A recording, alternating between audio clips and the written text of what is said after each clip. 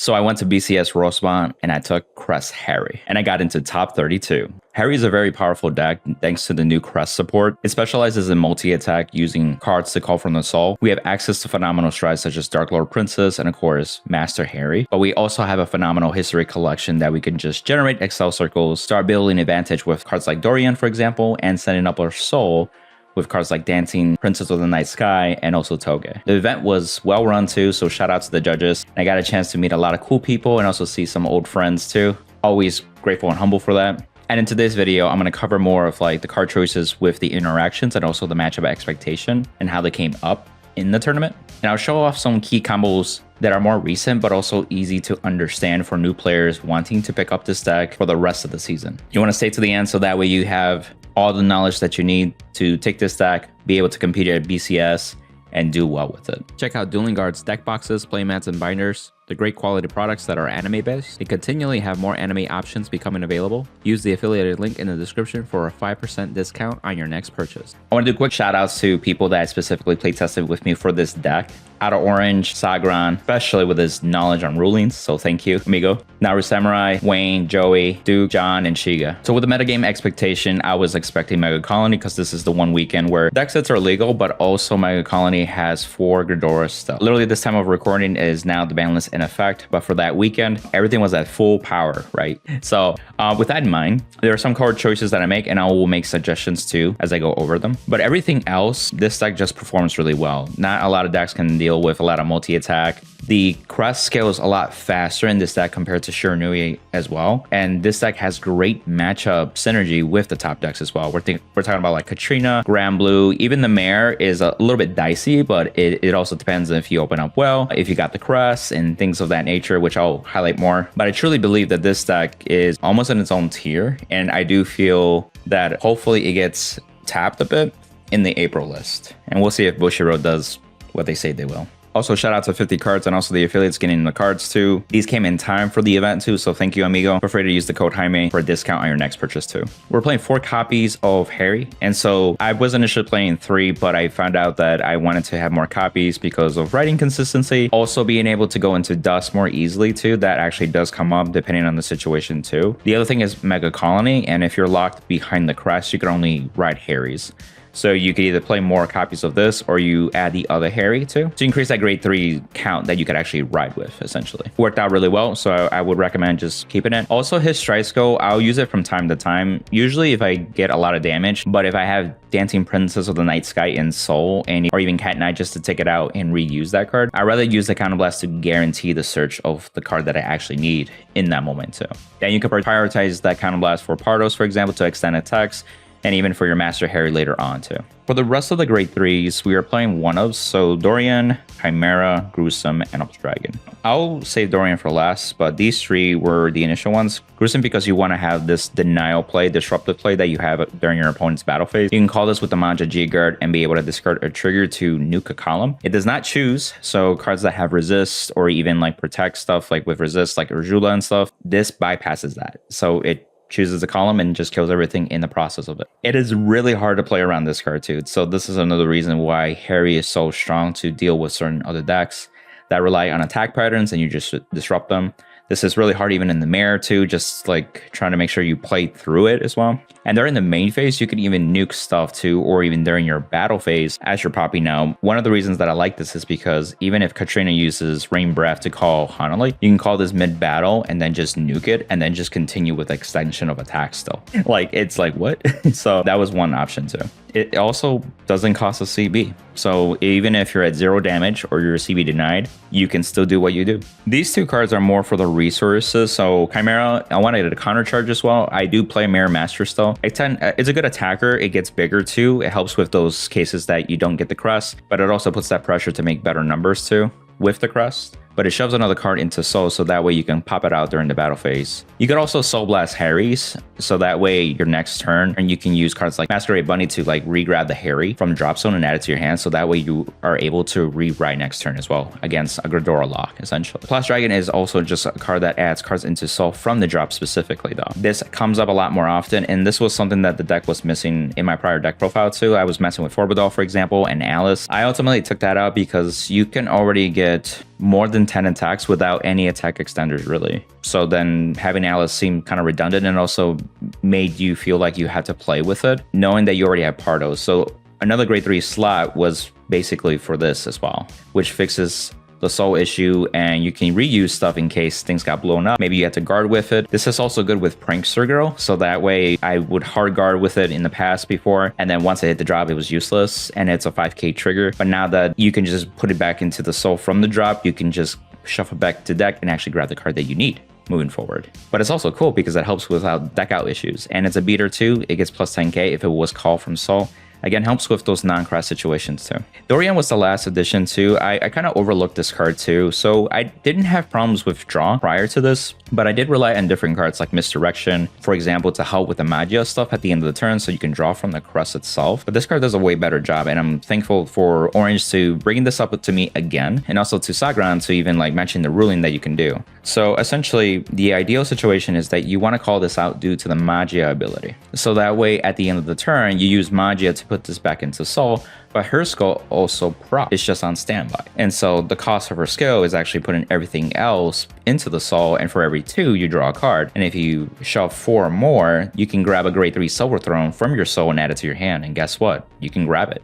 So this will go back to your hand for next turn. Not to mention you get the additional draw from the crest. So you're minimum drawing 3 new cards and then herself back for 4 cards back to your hand essentially. And if you have 6 other rearguards, you can get that extra card too, which is possible even on the Clifford Stride turn too. Remember, you do as much as you can too. So even though it says it'll retire from rearguard circle, if it's no longer there, then it just stays in the soul. So you do as much as you can. This is abusable on the Clifford Stride turn, but also on turn 4 with Dark Lord going into Master Harri or even Yvette. The ideal situation, even with Clifford, you want to call any grade 2 or less, which will be Cat Knight. Cat Knight can actually call something with its magia ability, and that's where Dorian can actually be called after that. So that way you get the maximum benefit from that too. I'll show off on the combos for that. The 4 grade 3 heals, you want to survive early because there's no early game with Harri, to be honest. The best you could do is maybe call like a Crest Giver early on turn 1 and deal that extra attack if you're going first. But other than that, you're mostly just keeping your pieces in your hand, making sure you're setting up your soul as you ride up, making sure you also wrote the Crest Giver, but also you have a grade 3 Harri to ride and then be able to do your shenanigans moving forward. So this keeps you at low damage. You also can save these for later too because you want to have access to the G-Guard plays, but I also played the V promo, the Technician, so that actually makes it easier to G-Guard as well. I've considered the one that counter charges or soul charges, but I feel like this is much more important to just survive in general. And during the event, it really came up for real. Onto the grade 2. So we have 4 Pardos. So not only you want to maximize consistency on seeing the crest, you can also perform GSS and then you do this later. So the GSS step comes before the right phase step. So I just want to make sure that's clear too. So that way you check the top 5. Even if you get the GSS with the Crest Giver, because the crest gives you another card, you're really minusing 1 as a net. If you're going second too, you'll get the ticket shield. So that kind of like fixes your advantage in a way. But once you GSS and you miss, you can still use these. And if you have multiple copies in your hand, you must reveal all of them essentially. But then also like later on, especially your turn 4 or even on a Clifford turn, you can extend attacks with Pardos. So Nightmare Doll Alice was really nice because it reminded me of Nightstorm from Grand Blue, where it didn't need a booster and you could put it on an Excel circle, which meant it can be even stronger by itself. I didn't like the idea of having a booster with Pardos, but I realized that with my playstyle and also just how my build is, I actually don't abuse this as much as I need to. This comes up as like the final attacks. Honestly, Pardos will come up usually past the 10th attack in an ideal turn 4. Of course, with Clifford, that could be like the standing unit that you stack all the triggers and then you call other stuff, and then this can call more if you want to. Or just have more rearguards on the board for Dorian to suck up as well too. But it's still a really good card too, and I definitely recommend playing 4. 3 copies of Dancing Princess of the Night Sky too, so this is what helps with the consistency of seeing your pieces in your soul as soon as possible. It is an AK base, so it kind of sucks. But if you're going first, it doesn't matter because you're still able to deal damage by itself too. But you could also manipulate this later on with Cat Knight or just with your strides, being able to call this and then use that CV to grab what else you're missing. You could also do plays, this didn't come up in the tournament, but I've always kept it in the back of my mind. You can Maja, Hall Dancing Princess during your opponent's battle phase and actually search what you want. So if you're not necessarily needing to pop something with Gruesome or call in a Hollandly, you can actually use this to get any missing pieces during your opponent's turn. So that way the next turn, you're just got everything at that point. This is also something that if you have 2 ways to G-Guard that turn too and you need the Honolly or you need the Gruesome Scythe, you can actually first Maja, call this, get Toge to get to Gruesome, or get this to get to Honolly, and then second G-Guard to call the actual cards that you want. So this has really good uses like during your opponent's turn too. 3 copies of Toge, so this is what pars with Dancing Princess, so that way it gives you access to the grade 3s. You're going to be searching Dorian, Applause Dragon, Chimera, and of course Gruesome. I typically search for Dorian or Gruesome / Dragon first, and then everything else is kind of like helps the deck stay together. But if you're lucky too, you're able to see a second copy, then you can kind of like work with what you got and then still have access to like a Gruesome just in case you need it for the next following turn to survive too. This card also works if you so charge it from hand or from drop. So Applause Dragon can shine there. And then again, if you G-Guard, there's the Jester Chimera G-Guard that you can shove cards from hand into soul. This will trigger as well. So this will get you the Gruesome too. This actually came up against a Nova Grappler player. So kudos to him. He basically had the Merciless Stride and he only had one way to restand, and he had the one that on blue stand essentially, grade 2. And he attacked with his Vanguard first, and I was looking at his cards and I was like, okay, let me do the Jester Chimera first. And then he sucked one of his standing regards, and then I sucked this in and I put the Gruesome from the drop zone into the soul. And then I second G-Guarded, and then that's when I called the Gruesome, and of course discarded a trigger to pop that column, and literally it shut down his turn too. So it was the right play, and it was very, like, timing was important too. So like you can do some cool plays, and I'm grateful that I have 3 copies of Toge still. For the great ones, obviously you want to maximize on the Crest Giver, so definitely recommend 4. Highly recommend for real. So that's the reason I bought 4 deck sets from 50 cards. So that's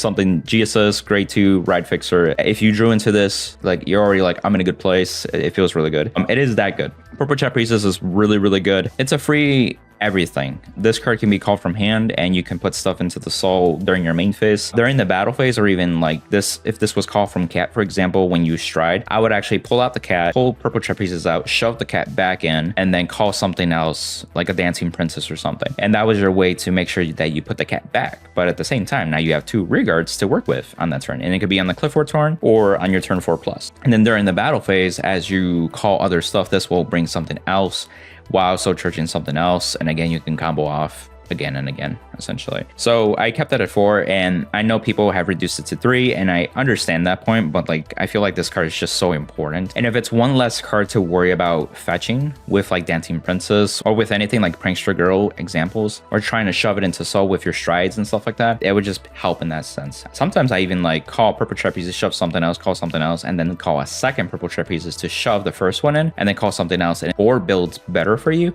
while shoving a Purple Trapeze into soul already for you, so you don't have to worry about it. The main combo that I was going for too involves Purple Trapezes and Cat Knight, and you can do 10+ attacks already with basically 1 CB because of Master Harri, and that's it. There's also plays where you can double Gruesome as well. So you would G-Guard first with Manja, pull out the Gruesome, nuke something. Then if you needed to G-Guard a second time, you can call out the Purple Trapezes, suck in the Gruesome, and then pop it out, and then Gruesome will trigger again and discard another trigger, and then pop another column essentially. So Purple Trapezes even comes during that battle phase too. Also against the Shurinary matchup too, and I told this to Orange right before as well. Against the Rin turn, they usually have a Boro call something from your drop to hit because you're going to shove everything into soul with Dorian, for example. But then once they get to the Rin part, that is your rear guard. It's not dominated anymore, but it's still on your field. It'll retire at the end of the turn technically, right? But when the Rin turn, you want to call 2 useless cards in case you don't have any orders or tickets or something. Let's say 2 Crest Givers, basically useless cards, right? Then as the first one attacks, you can G-Guard, haul Purple Trapezes over one of them because that is still your rear guard circle. Even though the unit's dominated, it's still your rear guard circle, so you can call over it immediately. Purple Trapezes can suck the one that revived with a Boro initially, and then pull out another card to the second one, and that'll get rid of the second attacker from Rin's skill. Furthermore, you can extend from that, so you can actually pop out a Gruesome or a Dancing Princess. And if they already have a Furai or a Seikai, for example, then you just use Gruesome and nuke that column. So literally, like, it's kind of crazy if you think about it. Like they're like, I'm gonna Rin you, I'm gonna go ham. And then all of a sudden, like you kind of diminish that turn for them, but also get rid of something too. So 2 copies of Masquerade Bunny. So with the consistency of this too, what's nice is that if you have the crest, you can discard this and search for Harri directly. I mentioned in my prior video with the G1 and even the V1, they just stay on the field and they're kind of useless. You rather have other stuff on the field. So this is the ideal one. And then worst case scenario is just Stride Fodder essentially too. But this is also important because of Mega Colony. Again, it was at 4 with Gridora this weekend. So if you're able to Soul Blast your Harries from your soul as you continually re-ride, you can just re-grab him from the drop thanks to this card as well. This is also a grade 1, so if you do the grade 2 promo Pardos and you already have your Crest Giver, but you don't have your Harry, you can grab this and then discard this immediately to get to your Harry as well. Orange and I were talking about bumping this up to 3 in my list too, and fortunately I didn't find an extra copy. The reason that is because it actually never came up. I never had any issues with miswriting. We had some games or something that it was just like coming out like, well, I could get the Crest Giver, but I couldn't get Harry. But I felt like the card that I would take out was the V promo, which is the Technician. That actually came up more during the event, so I'm thankful that I actually didn't find another copy and kept my list as is, because that G-Guard play came up more often in like 3 or 4 games, which is crazy. So we have one-ups here. I'll kind of briefly go quickly with these ones. So Counter Charge, this was brought back. I actually took it out afterwards from my other build, but I put it back mainly because of Master Harry. So Master Harry makes plays a lot more easier. This will refund the Counter Charge basically. And if you can do Chimera first before this, you'll get to benefit from both Counter Charges. But if you do this before you could do your Chimera,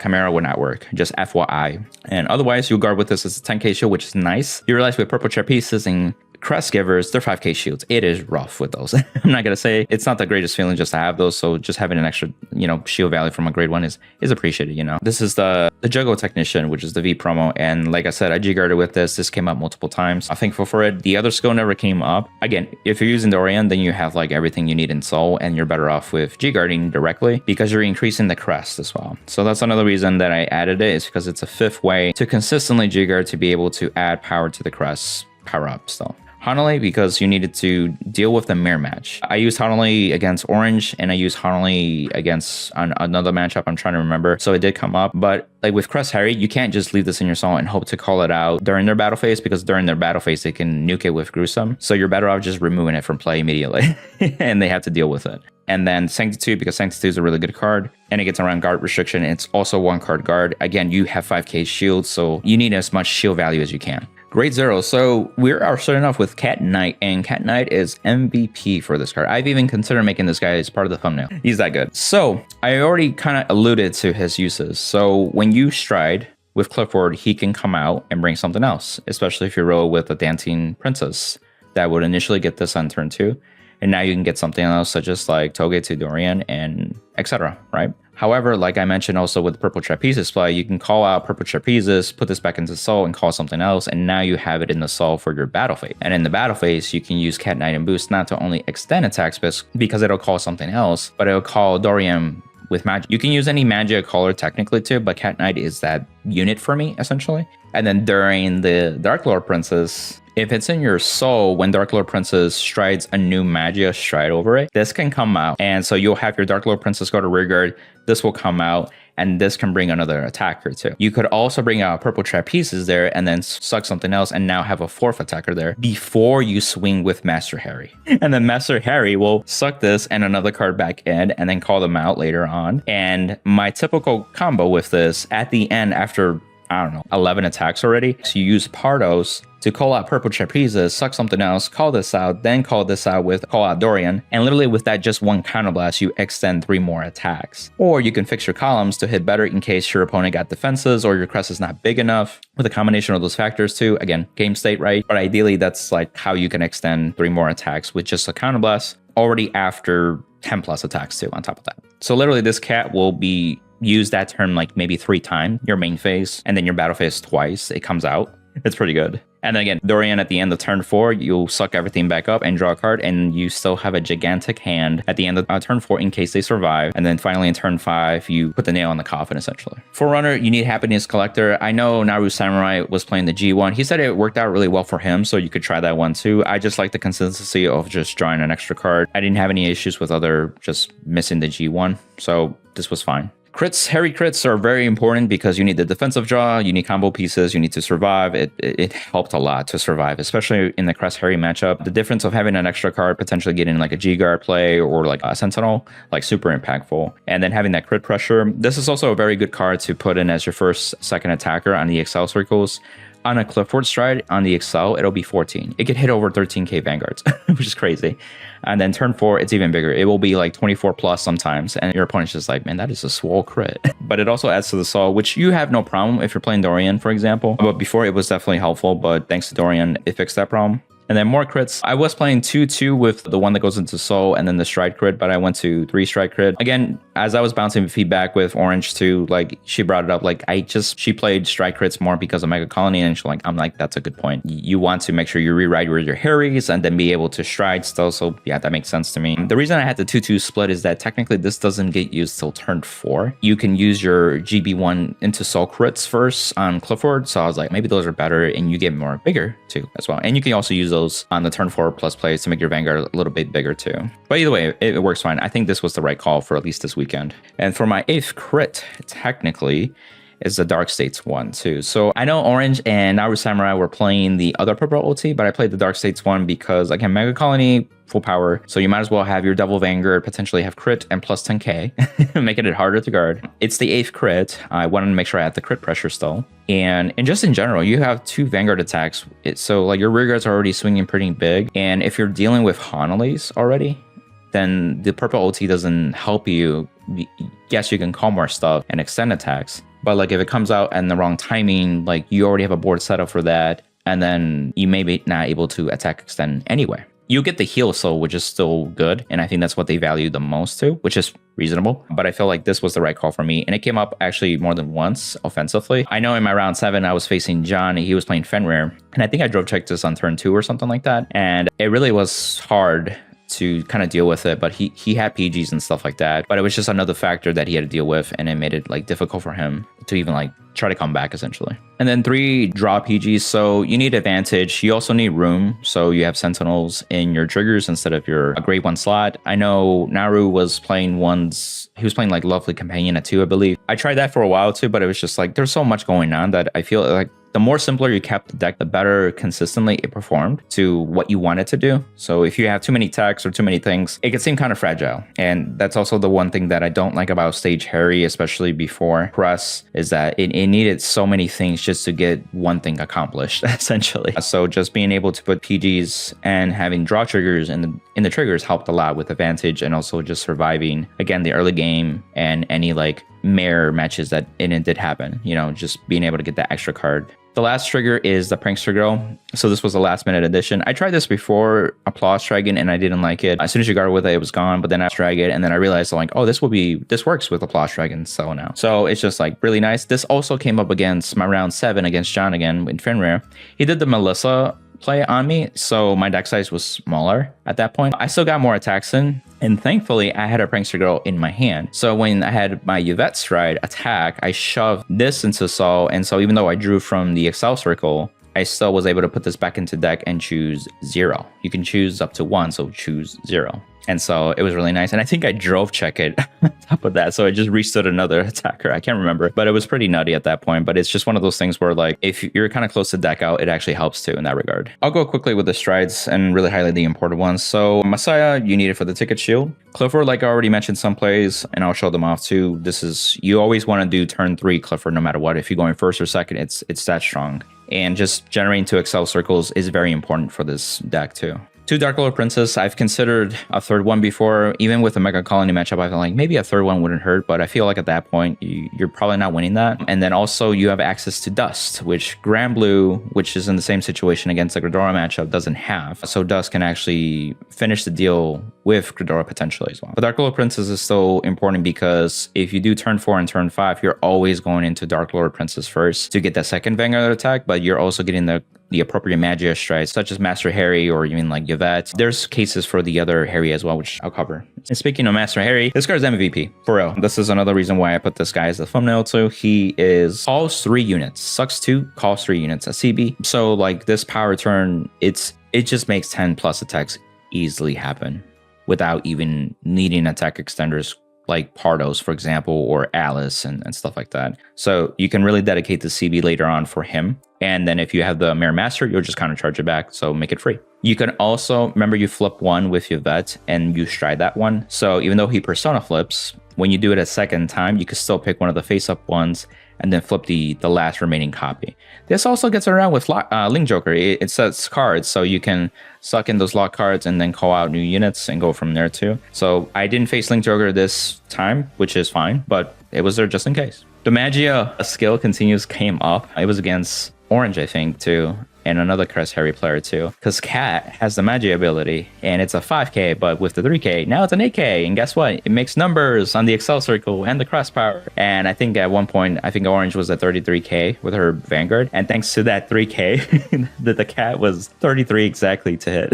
It's kind of crazy. But yeah, it's those little things. Yvette. So Yvette, I initially was really a fan of this card early on because it was free. You generate another Excel circle. So why wouldn't you want more Excel circles for more attacks? Especially for a dust turn later on. You have another attack without relying CB to attack extend. But I realized that the other card is better, but this is those niche scenarios. This also is a good card to deal with Hanali. Again, I did in my other video, I show how to play through a Hanali. You essentially can still get 7-8 attacks with using a CB or two, just depending on your resources. Again, you can use Chimera and also Mirror Master to help you get there. That's the ideal, at least with Chimera is the easiest. But you could technically use Mirror Master too, but she has to be called by Yvette, which will limit your attack basically after that point too. The Dragon Masquerade Harry. So this is the one scenario, and I saw Levi this weekend. I told him the scenario is that I've seen players, they just have 2 Hanalis in the back row. They just sit there. So as soon as they see a second Hanali, they're like, you need to pay 2 CB to get past that 4th attack. This card is like, okay, this is the card that once you use Dark Lord to get into this, just suck those bad boys into their soul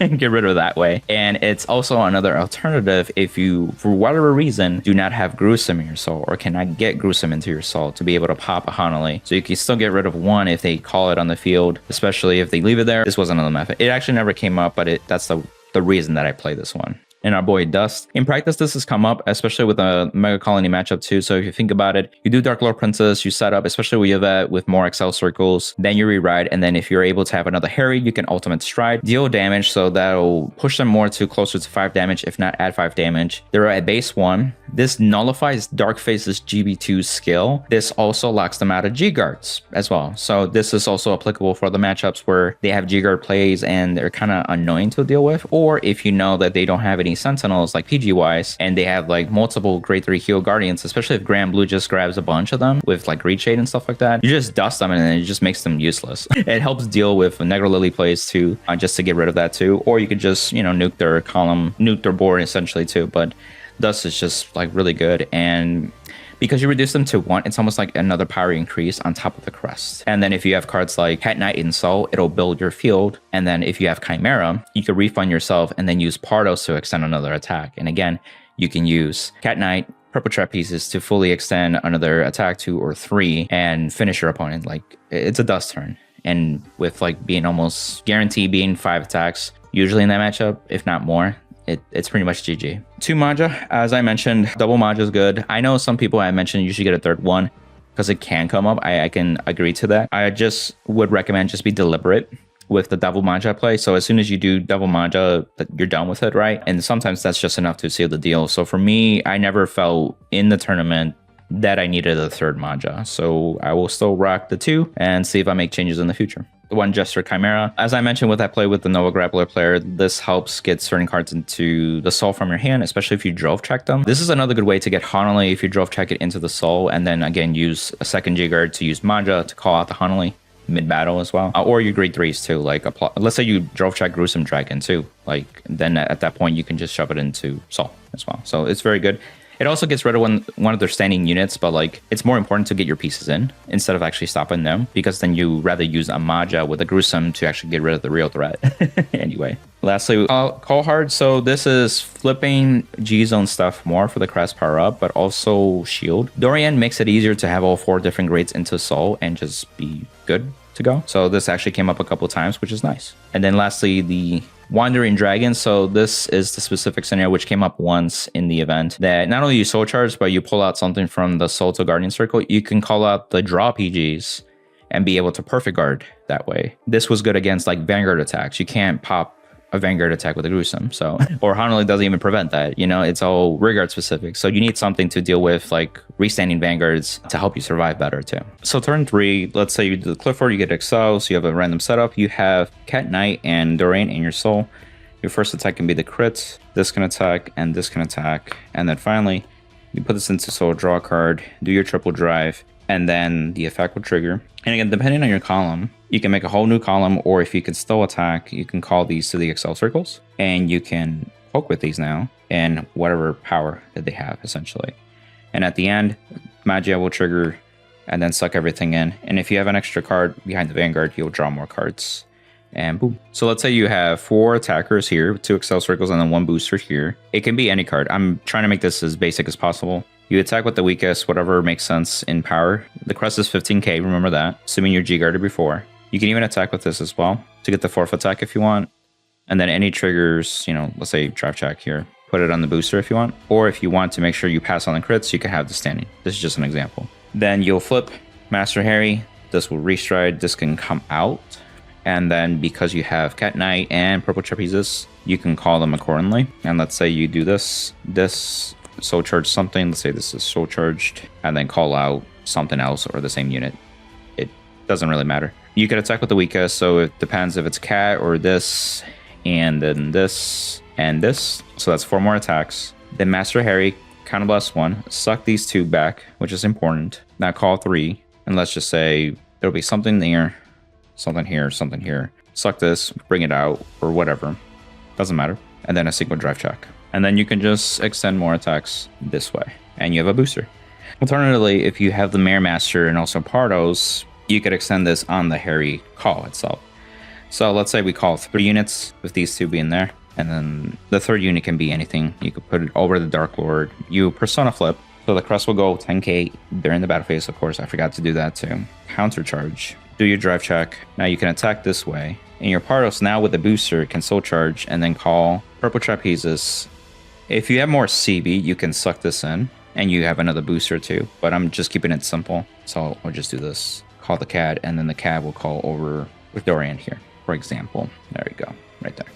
Lots happening. This is the weakest. I remember Magia had 3k plus as well, and then attack. So you can extend more attacks again. Pardos has the extra CB to get 3 more attacks with this combination. And then, of course, if you have more rearguards, like in this column, for example, you'll suck everything and draw cards, essentially. Yeah, but I'll wrap up with my matchups and highlight some other key points, too.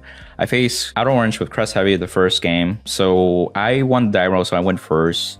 Opened up pretty well. She had 4 Harrys in hand, so it wasn't the greatest hand that she had to work with. When I got to my turn 4 and I was doing the normal Crest Harri shenanigans, she got a 6 damage heal. I was like, all right, cool. This won't be like a total, like, you know, truck hitting you hard kind of thing. At least she got a 6 damage heal. But then she takes another damage and she gets an over trigger. And I'm like, I might just lose after this.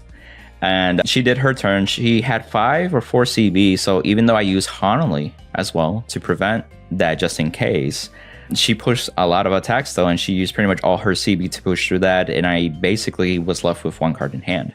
And then 5 damage too. Again, I think either the crits or the draw trigger helped me in that case too, to get an extra card to survive more better. And then I was able to stride again and do the shenanigans and push through at that point too. And at the end of the game, I took the time to even like tell Orange she did a phenomenal job on ramping up the deck. She literally asked me about this a week before the event, and she was hesitant at first. And then I told her like, let me help you, spark notes. If you have any questions, feel free to ask. We shared feedback. We even showed each other's our deck list the night before too. And then round 1, we faced off and talk about, you know, craziness and destiny and stuff. Even like the judges was like, what are the odds, you know, and people around us, what are the odds content creators are facing off in a big event or something like that? And then of course one of the judges was like, hey, you can't stream this, you know, just so you know, as a joke, but it was funny. The second round I faced Gavrail. That went pretty quickly. I felt pretty bad because he made me go first. I guess he didn't know how to play against Crest Harri, and the damage checks that he was getting was not helping him. And then I drove check like a crit or something, and it kind of sealed the deal before he even got to grade 3, which is unfortunate. I hope he did well the rest of the tournament at least.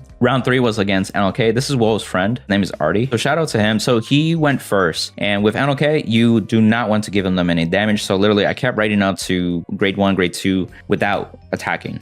And what's nice, the crest will give you a card and other stuff. You're better off minusing the drive check to survive, essentially. And then I was able to come back, and unfortunately, they didn't have NLK to come back from it. They had to hard ride Hope on Damp, and that is not good for them. And so that's how it kind of panned out. Round 4 was Crest Harri, the Mare again. This was against Naru. So I went first, but I missed Crest. This is the one time I actually missed the Crest. So I rode Purple Trapezes. He got the Crest. We went back and forth, but because of the nature of the crest scaling, he was just able not only to come back, but also hit harder than me. And I just could not survive still another turn to come back on the clapback. And also like my turn 4 wasn't like super high multi-attack because it doesn't have the crest. So you're better off making columns again and doing normal Pale Moon stuff back in the day. So it was a really good game. Shout out to Naru.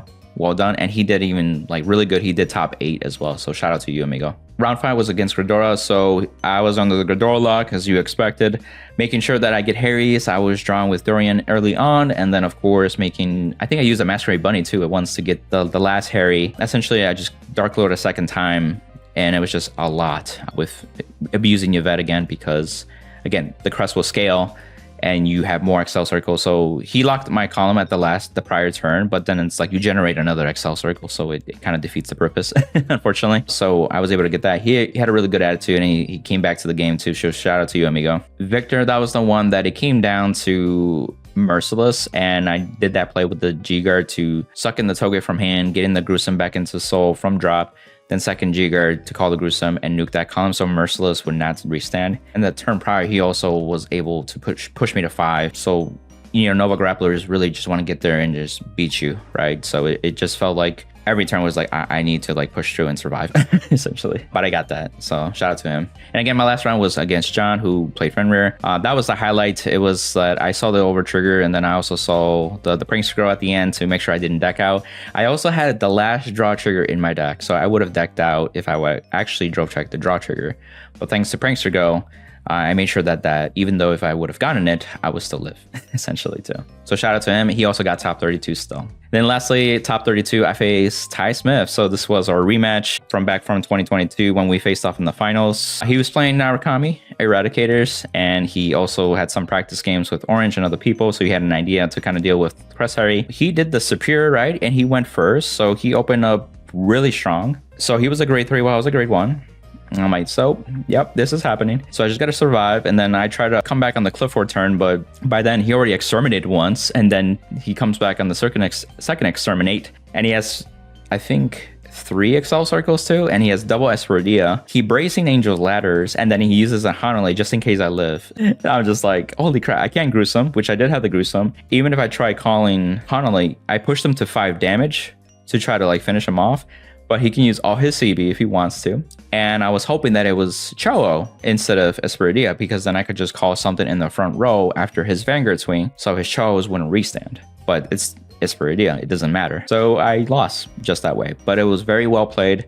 So shout out to you, amigo. And he got his payback. So yeah, that's the deck profile and the matchups and the combos. I hope that helps. It is a very in-depth clan. From my experience with Grand Blue over the years too, I feel like this is probably the hardest deck for me to fully understand it, what's important, what's not important, what's worth it, and also do the right meta call for the specific weekend, because I know this moving forward, things can change a little bit too. As I mentioned, you could change a couple things. You could use the purple OT instead if you don't like the Dark States OT. You can play with more Harrys too. Like I said, Naru was playing with the other Harry as well, so he had like 6 Harrys, for example. There's also the stage version. I know Kevin was playing that according to Albert when I was talking to him right after I got knocked out of Top Cut. And essentially, like, it's more explosive, but it still has the stage Harry problems that if you play stage Harry, then you know what I mean. But Leslie with Alice is really strong in that deck too.